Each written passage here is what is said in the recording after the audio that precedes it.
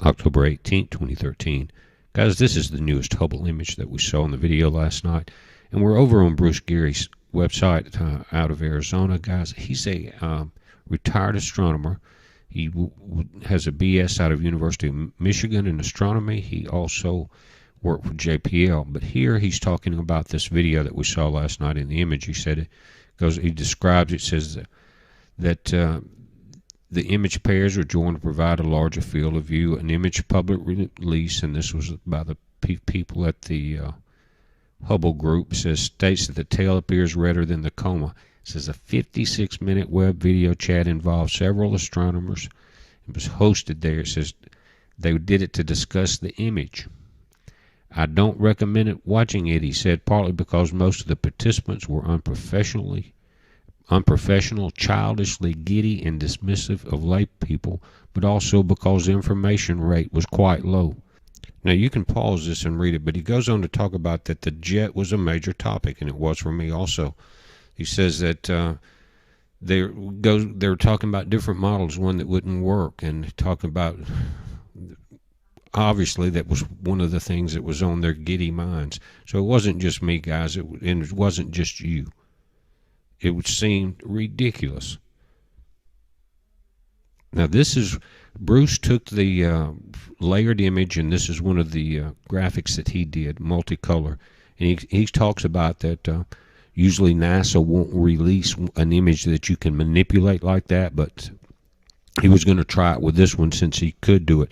But now, I don't know if Bruce saw the one that I got that was the raw image. But this says my false color contrast enhancement of the 10th image that was released on October 17th. He said, I'm sure NASA and STSCI hate to release TIFF and FITS images because they can be manipulated.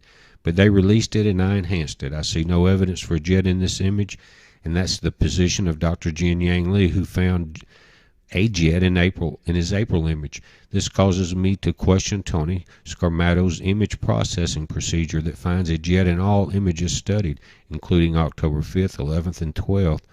Now he says, could the jet have been pulled away from Earth during the observation? It makes sense, except that the raw images show a jet. If so, it wouldn't show up on the above images, but if the jet isn't pointed towards the sun, then there must have been a change in the comet's rotational pole orientation since May. It goes on to talk about that. One of the things here, guys, he's stating, he says, I'm defining the inner coma as having a diameter of 60,000 kilometers, not the outer coma. But here, this is the newest report, and it's what I'm taking from it. But this is some of the information on this page with the latest RMAG versus date compared with the model. Again, he's the best I've seen cover this that's releasing any information. I'm going to link to his website.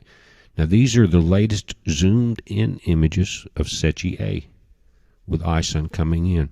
Now, it's kind of blurred. I had to enhance the brightness somewhat and change the color to pull ISON in. But there where the arrow is, you can see it come through. Again, that's about 3 days worth of images, so you're looking at about 6 million miles that it traveled there. Again, that's as clear as we can get it at this time. The closer it gets to the sun, the brighter it will become. Bring it up a little bit. It's hard to zoom it much further than this, guys, and I have to brighten it almost to over-pixelate the stars. Now, this is a very interesting ground-based image. I'm going to go through the different colors on it. I want you to take a look. One thing in the front, the bright light remains constant in the very front image, regardless of what I do. Could be because of forward jetting from just that object, not the main jet that we've seen. But there's an opening in this blue comma that would fit about where that jet would be.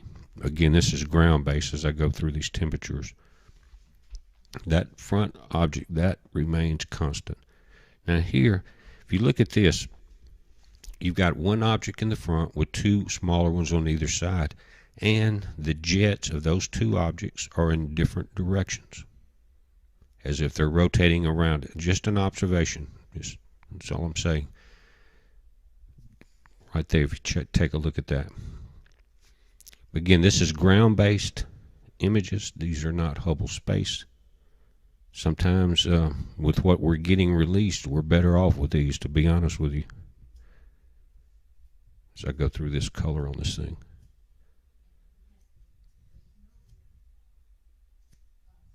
Again, I'm going to bring it up with the coolest temperatures. There.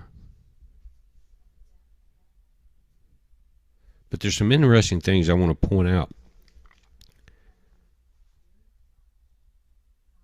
There, again, that front object remains constant as we go through. I'm going through all the temperatures. Now, this is the new Hubble image. On the left is a May image. On the right is a May image showing the forward jet, not pointed out the front, but off center to the right. You see that, guys? Now, why on the one on the left in the blue is so layered you can't see it, but obviously it's there in the single image. Now, if you look at the top, October 8th, they layered it just the same way. But if you were to look at the blue image, you would say it didn't have a jet then until you look at the single image. Now, this is yesterday's raw Hubble image before they layered all their different stacks on it to try to get rid of the background noise and to cover up any details we could get. But there's a couple things here that's interesting to me. One, the front object seems to be jetting. And I'm not talking about in the very point, I'm talking about this larger red very front. We've seen it since the beginning.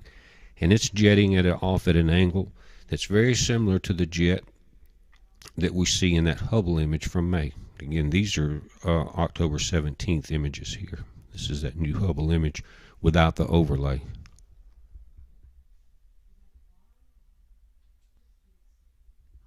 Now, I'm going to back this out and let's look at this tail. And again, I've had several more hours to examine this image. I'm going to look back at May at the forward jet. This is, again, a single image that has not been manipulated. It can't be covered up. It's not a lie. There's kind of the angle again from the direction of the solar stream from the sun compared to the angle of the forward jet. Now, this is backed way off you.